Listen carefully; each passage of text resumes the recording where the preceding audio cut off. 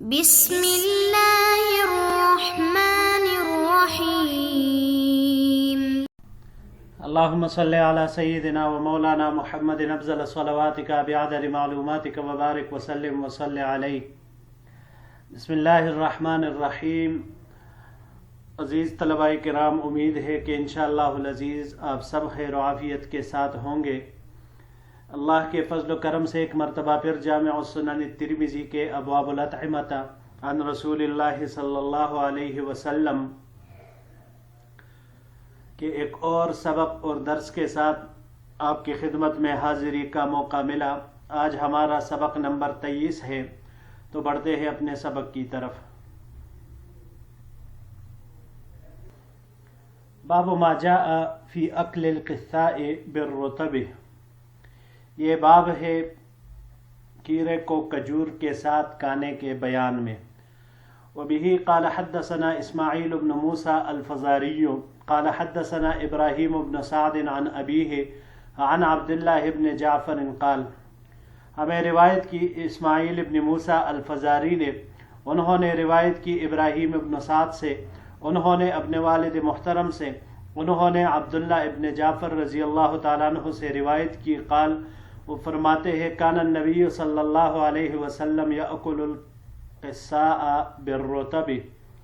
کہ آپ صلی اللہ علیہ وسلم کھجور اور کیرے کو ایک ساتھ ملا کر تناول فرماتے تھے. هذا حدیث حسن غریب صحیح غریب لا نعرفه الا من حدیث ابراہیم ابن سعد. یہ حدیث حسن صحیح غریب ہے، ہم اس کو ابراہیم ابن سعد کے سند کے علاوہ اور کسی طریقے اور سند کے ساتھ نہیں جانتے. یہاں پر پچھلے سبق میں جو ہم نے پڑھا کہ جس طرح آپ صلی اللہ علیہ وسلم کبھی کبھار تربوز یا خربوز کو کھجور کے ساتھ ملا کر کھاتے تھے، جس سے ایک طرح سے کھانے میں وہ اعتدال پیدا ہو جاتا کہ تربوز وہ ٹھنڈا ہوتا اور کھجور مزاج اس کا گرم ہوتا ہے، تو لہٰذا تربوز کی وجہ سے وہ کھجور میں اعتدال پیدا ہو جاتی ہے.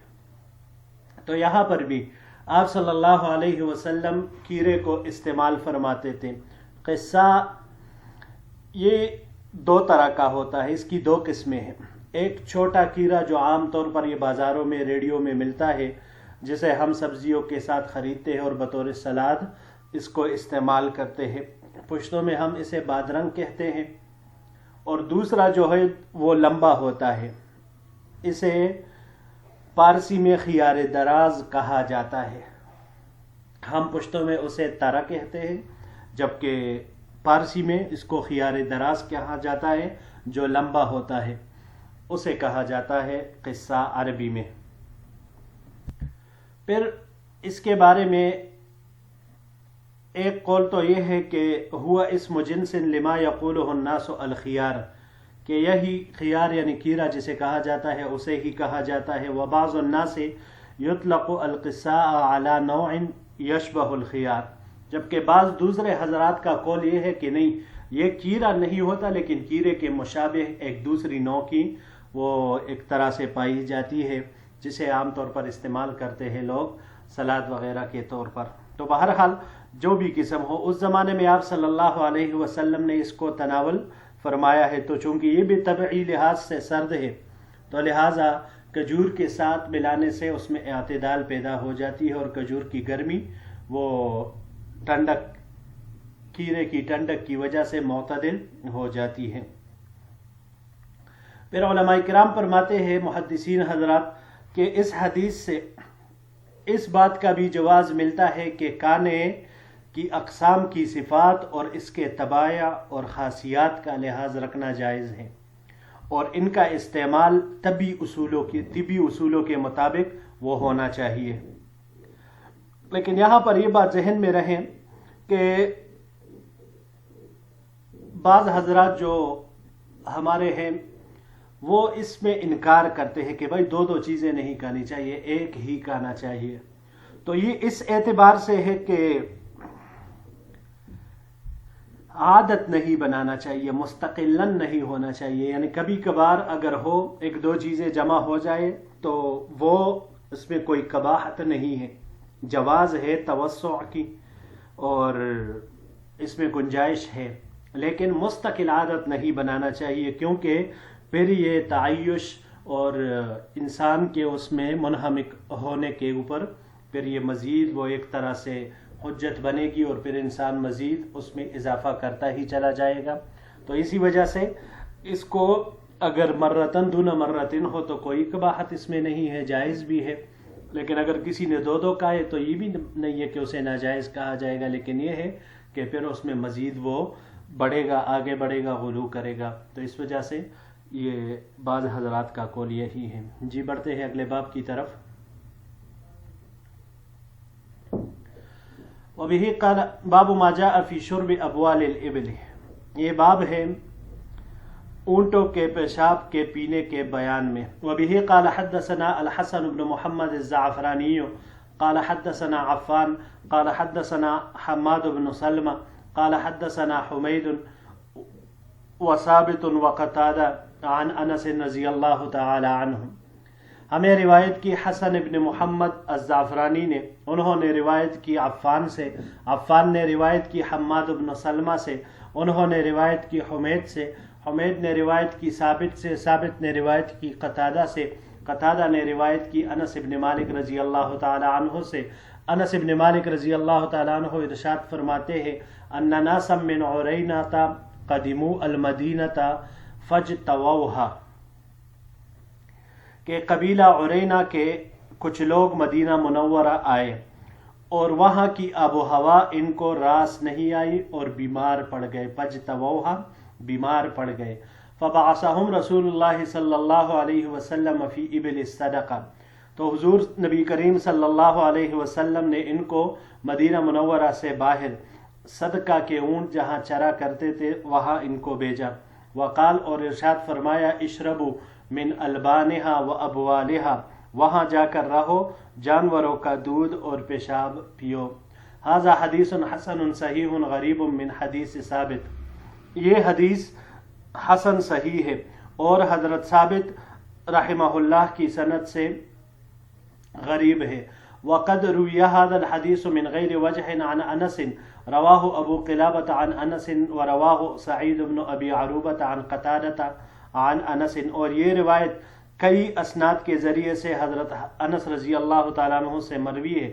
چنانچہ ابو قلابہ نے حضرت انس رضی اللہ عنہ سے اس کو روایت کیا ہے اور سعید ابن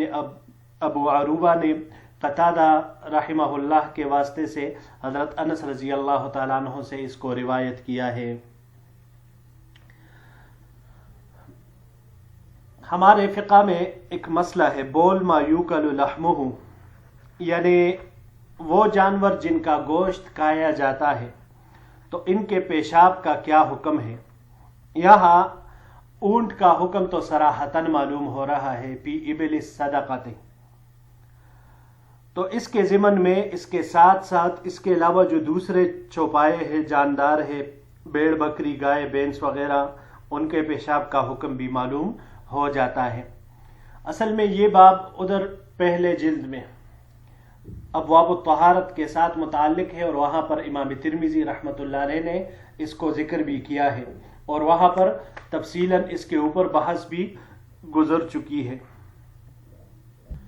تو اب یہ مسئلہ مختلف فی ہے کہ بول ما یوکل لحمہ یہ پاک ہے یا ناپاک ہے، جن جانوروں کا گوشت کھایا جاتا ہے ان کے بول پاک ہے یا ناپاک۔ تو یہ بات تو متفق علیہ ہے کہ جن جانوروں کا گوشت نہیں کھایا جاتا بالاتفاق ان کا بول وہ نجس اور پلید ہے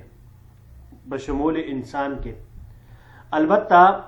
جن جانوروں کا گوشت کھایا جاتا ہے تو پھر ان کے بول میں اختلاف ہے، چنانچہ امام ابو حنیفہ اور امام شافعی رحمہم اللہ کی رائے تمام ابوال میں چاہے وہ حلال ہو یا حرام ان کے نزدیک وہ ناپاک اور حرام ہے۔ اس سے جسم اور کپڑے ناپاک ہو جاتے ہیں، بلکہ انہوں نے حرام اور نجس بھی قرار دیا ہے، اگرچہ کہتے ہیں کہ علاج اور دوا کے طور پر اس کا استعمال وہ جائز ہے۔ علاج اور دوائی کے طور پر اس کا استعمال، یہ مسلک امام ابو یوسف صاحب رحمۃ اللہ علیہ کی طرف منسوب ہے، جس کی ابھی تفصیل انشاءاللہ ذکر کریں گے۔ تیسری رائے اس میں امام احمد ابن حنبل، امام مالک اور ان کے ساتھ احناف میں سے امام محمد سے بھی ایک روایت منقول ہے کہ جو کہتے ہیں کہ بول ما یوکل لحمہ، جن جانوروں کا گوشت کھایا جاتا ہے ان کا پیشاب بھی پاک ہے، اور اسی حدیث الباب انس رضی اللہ تعالیٰ عنہ کی اس حدیث کو یہ حضرات بنیاد اور دلیل بناتے ہیں۔ اب یہاں پر یہ قبیلہ عرینہ کے کچھ لوگ آئے تھے اور ان کو مدینہ منورہ کی آب و ہوا و راس نہیں آئی، تو حضور صلی اللہ علیہ وسلم نے ان کو مدینہ منورہ سے باہر جہاں اونٹ بیڑ بکریوں کے ریوڑ ہوتے تھے وہاں پر ان کو رہنے کے لیے بھیجا، اور کہا کہ وہاں پر آب و ہوا بھی تبدیل ہو جائے گی اور صحت بھی درست ہو جائے گی، چنانچہ وہاں پر اونٹنیوں کا دودھ اور ان کے بول کو استعمال کرو۔ یہ لوگ چونکہ منافقانہ انداز میں آئے تھے، ان کی نیت اسلام کی نہیں تھی، خالص نیت سے نہیں آئے تھے، صدق دل سے اسلام قبول کرنے کے لیے نہیں آئے تھے، تو اسی لیے آب و ہوا بھی جب ناموافق ہوئی تو حضور صلی اللہ علیہ وسلم نے ان کو بھیجا۔ اب عیب کا علم تو صرف اللہ کو ہی ہے، لیکن جب یہ حالات پیش آئے تو آپ صلی اللہ علیہ وسلم نے ان کو اس طرح بھیجا باہر۔ اب جب یہ وہاں پر گئے اور وہ چیزیں استعمال کی تو یہ تندرست ہو گئے۔ وہاں پر جو صدقہ کے اونٹ بیڑ بکری وغیرہ تھے، ان کے جو نگرانی کرنے والے تھے، چرواہے تھے، تو ان قبیلہ عرینہ والوں نے ان کو شہید کیا، ان کی آنکھیں نکالی، مسلح کیا، جسے مسلح کہا جاتا ہے، آنکھیں نکالی، کان اور ہاتھ اور پاؤں بھی کاٹے، اور ایک طرح سے مرتد ہو کر صدقہ کے جو غنیمت کے اونٹ تھے وہ لے کر بھاگ گئے۔ حضور نبی کریم صلی اللہ علیہ وسلم کو جب اطلاع ملی تو آپ صلی اللہ علیہ وسلم ان کے تعاقب میں صحابہ کرام کو بھیجا، انہوں نے ان کو پکڑ کر حضور صلی اللہ علیہ وسلم کی خدمت میں حاضر کیا۔ حضور صلی اللہ علیہ وسلم نے ارشاد فرمایا ان کو ایسی ہی سزا دو جس طرح انہوں نے ان بے گناہوں کو شہید کیا، تو لہٰذا اس سنگین جرائم کی وجہ سے کہ مرتد بھی ہوئے، چوری بھی کی، اور تیسرے درجے میں یہ ہے کہ وہ بے گناہ لوگوں کو شہید بھی کر دیا، تو آپ صلی اللہ علیہ وسلم نے قصاصاً ان کو اسی طرح ہی مسلح کرنے کا حکم ارشاد فرمایا، اور باہر ان کو پھینکنے کا بھی حکم دیا کہ ان کو باہر پھینک دو۔ حضرت انس رضی اللہ عنہ فرماتے ہیں کہ ان لوگوں کی حالت ایسی تھی کہ باہر جب ان کے اجسام کو پھینکا گیا، ان کے ہاتھ کاٹے گئے، پیر کاٹے گئے، آنکھیں نکالی گئی، کان کاٹے گئے، تو یہ ادھر تڑپ رہے تھے، اور اتنی سخت حالت تھی ان کی کہ وہ تکلیف کے مارے گویا زمین کو نوچ رہے تھے، زمین کو کاٹ رہے تھے دانتوں سے، یہاں تک کہ اسی حالت میں مر گئے۔ تو بہرحال یہ تھوڑا سا میں نے واقعے کا پس منظر بیان کیا۔ اب امام ترمذی رحمت اللہ علیہ اس حدیث سے استدلال کر کے فرماتے ہیں کہ اکثر اہل علم کا مسلک یہی ہے کہ وہ بول ما یوکل لحمہ کے بارے میں اس میں کوئی حرج نہیں مانتے، یعنی کہ بول ما یوکل لحمہ حلال جانوروں کے بول میں اس کے استعمال میں کوئی حرج نہیں ہے۔ اب جو حضرات عدم جواز کے قائل ہیں، امام ابو حنیفہ، امام شافعی صاحب رحمۃ اللہ علیہ، وہ اس سے جواب دیتے ہیں کہ دیکھیں پہلا جواب تو یہ ہے کہ یہ حدیث ایک مخصوص واقعے کے تناظر میں ہے، اس سے عمومی استدلال نہیں کیا جا سکتا اور اس پر قیاس بھی نہیں کیا جا سکتا۔ دوسرا جواب اس سے یہ ہے کہ یہ واقعہ اس وقت کا ہے جس وقت بول ما یوکل لحمہ کی حرمت نازل ہی نہیں ہوئی تھی، کیونکہ احکام تدریجاً وہ نازل ہو رہے تھے، تو اس وجہ سے یہ اس وقت کا حکم ہے جب حرمت نہیں آئی تھی۔ بعد میں جب حرمت نازل ہوئی یہ حکم منسوب ہوا اور تمام جانوروں کا بول پیشاب حرام قرار دیا گیا۔ اور اس واقعے کے مخصوص ہونے کی دلیل یہ ہے کہ دیکھیں اس حدیث میں بیان ہوا حضرت انس رضی اللہ تعالیٰ عنہ کا واقعہ جو ہم نے پڑھا کہ ان لوگوں کے ساتھ آپ صلی اللہ علیہ وسلم نے مسلح کیا، حالانکہ مسلح کرنا شریعت میں حرام ہے، اگرچہ کسی نے کیا ہو، مگر اسلام نے اس کو منع فرما دیا کیونکہ اسلام ایک عدل و انصاف کا مذہب ہے۔ تو جنگ کی حالت میں بھی کسی کافر کی لاش کی بے حرمتی سے منع کیا گیا ہے، تو اس سے پتہ چلتا ہے کہ یہ ایک مخصوص وقت کا واقعہ ہے۔ تیسرا جواب اس سے یہ ہے کہ دیکھیں حضور اقدس صلی اللہ علیہ وسلم کو بذریعہ وحی یہ اطلاع دی گئی تھی کہ ان لوگوں کا علاج اسی میں ہے، کہ یہ لوگ مرتد ہوں گے، ایمان ان کا منافقانہ ہوگا، تو اس وجہ سے ان کو اسی طرح ہی گندی چیزوں کے ذریعے سے مبتلا کیا گیا۔ چوتھا جواب اس سے یہ ہے کہ دیکھیں اشربوا من البانہا، یہ اس کے ساتھ ہے، جبکہ ابوالہا کے بارے میں آپ صلی اللہ علیہ وسلم نے جو فرمایا تھا تو اس کا حکم یہ تھا استنشقوا من ابوالہا، یعنی اس کے ابوال کو اپنے جسم پر ملو، کیونکہ ان کے رنگ زرد ہو چکے تھے، جسم پھول گئے تھے، تو اس وجہ سے آپ صلی اللہ علیہ وسلم نے اس کے ملنے کا فرمایا تھا، مگر یہ لوگ پی گئے۔ اور پانچواں اور آخری جواب اس سے یہ ہے کہ دیکھیے حدیث مبارک میں بول سے بچنے کے بارے میں کتنی تاکید آئی ہے۔ استنزہوا من البول فإن عامۃ عذاب القبر منہ، آپ صلی اللہ علیہ وسلم نے ارشاد فرمایا کہ بول کے چینٹوں سے بھی اپنے آپ کو بچاؤ، کیونکہ عام طور پر عذاب قبر اس سے نہ بچنے کی وجہ سے دیا جاتا ہے کہ لوگ اس میں بے احتیاطی کرتے ہیں، تو لہٰذا جب اس میں اتنی احتیاط اور تاکید کے بارے میں آپ صلی اللہ علیہ وسلم نے فرمایا تو ظاہر سی بات ہے اس کا استعمال وہ کہاں سے آئے گا۔ اب یہاں پر ایک مسئلہ دوسرا ہے جسے تداوی بالحرام کہا جاتا ہے، کہ حرام چیز کے ذریعے سے علاج اور دوائی کی جا سکتی ہے، یہ جائز ہے یا ناجائز ہے۔ اس کے بارے میں امام ابو یوسف صاحب رحمۃ اللہ علیہ فرماتے ہیں کہ تداوی بالحرام جائز ہے، لیکن اس صورت میں کہ جب معالجین اور ماہرین کو قطعی طور پر یقین ہو، حکیم ماہر حاذق وہ یہ رائے دے کہ مریض کا اس کے علاوہ دوسرا علاج نہیں ہے، تو پھر اس صورت میں شراب، خنزیر اور دوسرے حرام چیزوں کا ابوال وغیرہ کا حکم وہ پھر تبدیل ہوگا، جائز ہوگا بقدر ضرورت۔ مگر امام ابو حنیفہ صاحب رحمۃ اللہ علیہ فرماتے ہیں کہ نہیں،